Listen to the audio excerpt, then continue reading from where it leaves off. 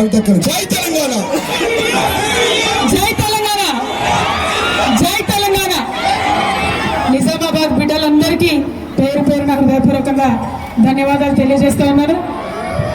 అనేక రకాలైనటువంటి ఇబ్బందులు ఎదురైనా, అనేక రకాలైనటువంటి కష్టాలు ఎదురైనా నేను నిప్పు లాంటి నిజామాబాద్ బిడ్డను కాబట్టి, నేను నిప్పులాంటి నిజామాబాద్ బిడ్డను కాబట్టి పిడికిలెత్తి అన్ని ఎదిరించి మళ్ళీ మీ దగ్గరికి ఈరోజు వచ్చిన మీ అందరినీ కూడా నాకు మద్దతుగా నిలిచినందుకు హృదయపూర్వకంగా ధన్యవాదాలు తెలియజేస్తా ఉన్నా. ఎక్కడికక్కడ అడగాలి, ఏమైనాయి మా మహాలక్ష్మి పైసలు, ఏమైంది మా తులం బంగారం, ఎక్కడున్నారని అడగాలి. కాంగ్రెస్ వాళ్ళు వస్తారు కదా గల్లీలకు మాట్లాడడానికి, నిలదీయండి వాళ్ళని, ఖచ్చితంగా అడగండి ఒకసారి. అడగకుంటే ఇచ్చేటటువంటి ప్రభుత్వం ఇది కాదు, అడగకుంటే ఇచ్చేటటువంటి ప్రభుత్వం ఇది కాదు. కాబట్టి ఎక్కడికక్కడ నిలదీద్దాం, మీ వెంట నేనుంటా, ప్రతి చోట నిలదీద్దాం. మా ఆడబిడ్డలకు రావాల్సిన డబ్బులు ఏందని అడుగుదాం. ఇవాళ ఒక గుర్తుపెట్టుకోండి, ఈ సంవత్సర కాలంలో మనకు పెంచిన పెన్షన్ ఇచ్చుంటే 2000 బదులు 4000 ఇచ్చుంటే ఒక్కొక్క ఆడబిడ్డకి ఇవాళ 24,000 అకౌంట్లో ఉంటుండే. మరి అది నష్టమైనట్టే కదా మనకు ఒక సంవత్సరం. అదేవిధంగా 18 ఏళ్ళు నిండిన వాళ్ళందరికీ 2500 ఇస్తామన్నాడు. అది ఇచ్చి ఉంటే ఇవాళ 30,000 ఉంటుండే కదా మన అకౌంట్లో. మరి ఆ మునిగిపోయిన 30,000, ఆ పోయిన 24,000 ఏడిపోతాయన్న విషయం మనం ఎక్కడికక్కడ అడగాల్సినటువంటి అవసరం ఉంది. ఇక మోసం అంటే మామూలు మోసం కాదు. ఎవరిని మోసం చేయలే? విద్యార్థులను మోసం చేసిరు, రైతులను మోసం చేసిరు, మహిళలను మోసం చేసిరు, ఉద్యోగులను మోసం చేసిరు. ఇవాళ నేను వస్తుంటే జగిత్యాల నుంచి ఒక మెసేజ్ వచ్చింది నాకు.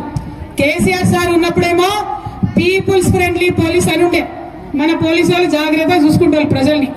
ఇవాళనేమో కాంగ్రెస్ ఫ్రెండ్లీ పోలీస్ అట. ఏంటంటే ఉల్టా పోలీసుని కొడతారు కాంగ్రెస్ వాళ్ళు, కానీ ఆ కాంగ్రెస్ ఆయన స్టేషన్ లో పెట్టద్దట. వచ్చి బరాబర మంచిగా కాంగ్రెస్ ఎమ్మెల్యే తీసుకొని వెళ్ళిపోయింది ఆ నాయకుడిని. ఇలా ఓన్లీ కాంగ్రెస్ ఫ్రెండ్లీ పోలీస్ నడుస్తుంది రాష్ట్రంలో, పోలీసుల జులుం నడుస్తుంది రాష్ట్రంలో. కాబట్టి నేను అడిగేది ఏంటంటే ఇవాళ కేసీఆర్ గారి ప్రభుత్వంలో చేసిన మంచి పనులు కొనసాగించండి. కొనసాగించే ధైర్యం లేదు, కొత్త చేసే ధైర్యం అసలే లేదు. కానీ ఈ విషయాలన్నీ మనం ప్రజలకు చెప్పాల్సినటువంటి అవసరం ఉన్నది. దయచేసి వాళ్ళు ఇక్కడికి వచ్చిన బీఆర్ఎస్ పార్టీ కార్యకర్తల నాయకులు గుర్తుపెట్టుకోవాలి, ఇటు ఉన్న సూర్యుడు అటు ఉదయించినా రాబోయేదంతా కూడా నిజామాబాద్ లో గులాబీ జెండా శకమే, గులాబీ జెండానే ఎగురుతుంది. ఎక్కడ కూడా ఎవరు కూడా దాన్ని మార్చలేరు, ఎక్కడ మార్చలేరు. ఇవాళ లోకల్ బాడీ ఎలక్షన్స్ కావచ్చు, రేపు రాబోయే ఎమ్మెల్యే ఎలక్షన్లు కావచ్చు, రాబోయే ఎంపీ ఎలక్షన్లు కావచ్చు, ఖచ్చితంగా చెప్తా ఉన్నాం గులాబీ జెండానే రాబోతా ఉన్నది, గులాబీ జెండానే జిల్లా అంతా ఎగరబోతా ఉన్నది. కాబట్టి మా రైతన్నలందరూ ఒకటే కోరుతా ఉన్నా నేను, మనకు రైతు భరోసా ఎగబెట్టిరు, దాని గురించి అడగండి. రుణమాఫీ చేసినామంటారు, మనకు రాలే, మన పక్కింటి వాళ్ళకి రాలే, ఎవరికి వచ్చిందో ఎవరికి అర్థమవుతుంది. మరి అటువంటి పరిస్థితి ఉన్నది. ఇండ్లు ఇస్తామన్నారు, ఇందిరమ్మ ఇండ్లు, కనీసం ఇంతవరకు మాట లేదు, ముచ్చట లేదు. అప్లికేషన్లు తీసుకొని చెత్త బుట్టలు వారేసినటువంటి పరిస్థితి ఇవాళ మనం చూస్తూ ఉన్నాం. అన్నిటికన్నా ఘోరం దారుణం ఏంటంటే కేసీఆర్ సారు పేద పిల్లలు చదువుకోవాలి మంచిగా అని చెప్పి గురుకుల పాఠశాల పెట్టి లక్షలాది మందిని ఆయన చదివిస్తే ఇవాళ గురుకులాలు కూడా నడపడం చేతగానటువంటి ప్రభుత్వం మన ప్రభుత్వం అని తెలియజేస్తా ఉన్నాం. 57 మంది బిడ్డల పొట్ట పెట్టుకున్నారు, 57 మంది పిల్లలు గురుకులాల్లో చనిపోయారు. ఇంకా ఎంతమంది పిల్లలు పొట్టన పెట్టుకుంటారని ఈ ప్రభుత్వాన్ని నిజామాబాద్ గడ్డ నుంచి నేను అడుగుతా ఉన్నా. మన ఉమ్మడి నిజామాబాద్ లోనే 3 పిల్లలు చనిపోయినటువంటి పరిస్థితి ఉన్నది. రాష్ట్రం అంతా 57 మంది చదువుకునేటటువంటి పరిస్థితి ఉంది. మరి అలా పిల్లల్ని చూసుకోరాకపోయి, మహిళలకు చెప్పిన ఇయ్యరాకపోయి, రైతులకు చెప్పింది ఇయ్యరాకపోయి, మరి ఉద్యోగాలని యువతను తప్పుదారి పట్టించే ప్రయత్నం చేశారు. ఇవాళ యువ మిత్రులంతా ఒకసారి ఆలోచన చేసుకోవాలి. ఉద్యోగాలు ఇచ్చినా అని చెప్తున్నాడు, సంవత్సరంలో 2 లక్షల ఉద్యోగాలు ఇస్తా అని చెప్పారు. కానీ ఇప్పటి వరకు మన కేసీఆర్ సార్ ఇచ్చిన నోటిఫికేషన్లే ఉద్యోగాలు ఇస్తున్నాడు. ఆనాడు కేసీఆర్ సార్ ఎవరన్నా ఉద్యోగంకి ఎక్కితే ఇంటికి ఆర్డర్ పోతుండే. ఇవాళ ఉన్నటువంటి సీఎం గారు ఏం చేస్తున్నాడు, చెప్పరాసి నౌకరు వచ్చినా, ఐఏఎస్ నౌకరు దాకా వచ్చినా, ఏదొచ్చినా ఆయన పిలుచుకొని ఆయన చేయితో ఇచ్చి ఇగో నేను ఇచ్చినా అని చెప్పుకుంటున్నాడు. ముందెన్నడూ లేదు అటువంటిది, ముఖ్యమంత్రి లెవెల్ అట్లా చేయలే. కానీ ఈ ముఖ్యమంత్రి గారు మభ్యపెట్టడానికి, యువకుల్ని మభ్యపెట్టడానికి మాత్రమే ఆ యొక్క ఆలోచన చేస్తున్నాడు. కానీ నమ్మేది లేదు. ఇవాళ యువ మిత్రులందరూ నిజామాబాద్ వాళ్ళు ఒక్కసారి పిడికిలెత్తాలి. సంవత్సరానికి 2 లక్షల ఉద్యోగాలు ఇస్తా అన్నారు, ఇవ్వలేదు.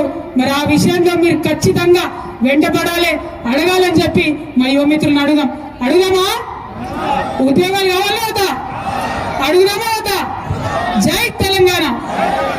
ప్రతి ఒక్క రంగాన్ని, కార్మికుల్ని, కర్షకుల్ని, ఆటో వాళ్ళని ఎవరు నిడిచిపెట్టలే. ఇక మా ఉద్యోగస్తులకు పాపం మస్తు మాటలు చెప్పి మోసం చేశారు. ఇవాళ ఇక్కడ ఉన్నటువంటి ఉద్యోగస్తులు ప్రతి జిల్లాలో, ప్రతి రాష్ట్రంలో మా గోడు వెళ్ళబోసుకుంటున్నారు. అక్క కేసీఆర్ సార్ ఉన్నప్పుడు 2 సార్లు పిఆర్సీ ఇచ్చిరు, 40% జీతాలు పెంచిరు. ఈయన వచ్చినాక 5 డిఏలలో 1 డిఏ మాత్రం ఇచ్చిండు, అది కూడా 17 కిస్తీలు ఇచ్చిండు అని చెప్పి. ఇక మా ఆటో కార్మికులకు సంబంధించి మీకు తెలుసు, వాళ్ళ ఇబ్బందులు మీకు తెలుసు. మహిళలకు ఫ్రీ బస్ ఇచ్చిరన్నారు, మేము స్వాగతించినాం, మంచి పని చేసిరు. కానీ ఫ్రీ బస్ ఇచ్చినట్టు ఇచ్చి బస్సుల సంఖ్య తగ్గించేసారు. దాంతో ఇటు మహిళలకు ఇబ్బంది, అటు ఆటో వాళ్ళకి ఇబ్బంది, అన్ని రకాలుగా కూడా ప్రజలందరినీ ఇబ్బంది గురి చేస్తున్నటువంటి ఈ ప్రభుత్వం విషయం దయచేసి మనం ఆలోచన చేయాలి. అన్నిటికన్నా ఎక్కువ పెద్ద కుట్ర ఈ ముఖ్యమంత్రి గారు చంద్రబాబు నాయుడు గారి శిష్యుడు. ఈయన ఏం చేస్తున్నారు? ఇప్పుడు మనకు తెలంగాణ తల్లి ఉండదట, మన తెలంగాణ సంస్కృతి అయినటువంటి తెలంగాణ తల్లి వద్దట. కాంగ్రెస్ మాత చేయి గుర్తున్న కాంగ్రెస్ మాత బొమ్మను సెక్రటేరియట్ లో పెట్టిండు. ఇక మనం ఆమెనే దేవతను కొలవన్నట, మన తెలంగాణ తల్లిని మనం మర్చిపోవాలన్నట. మరి ఇక్కడ మన వెనుక కనబడుతున్నాయి ఇట్లా వేల సంఖ్యలో మనం తెలంగాణ అంతా పెట్టుకున్న తెలంగాణ తల్లి, ముద్దుగా బతుకమ్మ పట్టుకున్నటువంటి తెలంగాణ తల్లి, ఆమె వద్దని చెప్తున్నారు. మరి దానికి మనకు ఒప్పుకుందామా? ఒకసారి ఆలోచన చేయాలి. మన తెలంగాణ తల్లి మనకు కావాలన్నా అవుతా? మన తెలంగాణ తల్లి మనకు కావాలన్నా అవుతా? తెలంగాణ తల్లి మాదిరా, కాంగ్రెస్ తల్లి మీదిరా. తెలంగాణ తల్లి మాదిరా, తెలంగాణ తల్లి మాదిరా. మరి మన సంస్కృతి మీద, మన పొట్ట మీద, ప్రతి ఒక్క అంశం మీద దాడి చేస్తున్నటువంటి కాంగ్రెస్ సర్కార్ని ఖచ్చితంగా ఎదిరిద్దాం. ఎన్ని కేసులు పెట్టినా, ఎన్ని నిర్బంధాలు చేసినా భయపడేదే లేదు. నిజామాబాద్ జిల్లా అంటే బీఆర్ఎస్ కు అడ్డ. ఆనాడు తెలంగాణలో కూడా మొట్టమొదట జెడ్పీ చైర్పర్సన్ గెలిపించినటువంటి జిల్లా, అనేక మంది ప్రజాప్రతినిధులను గెలిపించినటువంటి జిల్లా. మళ్ళొకసారి నిజామాబాద్ పవర్ అక్కడ సీఎం గారికి రుచి చూపిద్దాం. ఖచ్చితంగా ఆయన వాగ్దానం చేసినటువంటి అంశాలన్నీ కూడా సాధించుకుంటామని మీకు తెలియజేస్తూ, మీ అందరి దగ్గర కూడా ఇంత అపురూపమైనటువంటి స్వాగతం ఇచ్చినటువంటి ప్రతి ఒక్కరికి హృదయపూర్వకంగా నా నమస్కారాలు తెలియజేస్తూ, ముఖ్యంగా మా ఆడబిడ్డలకు మళ్ళొకసారి హృదయపూర్వకంగా ధన్యవాదాలు తెలియజేస్తూ సెలవు తీసుకుంటున్నాను.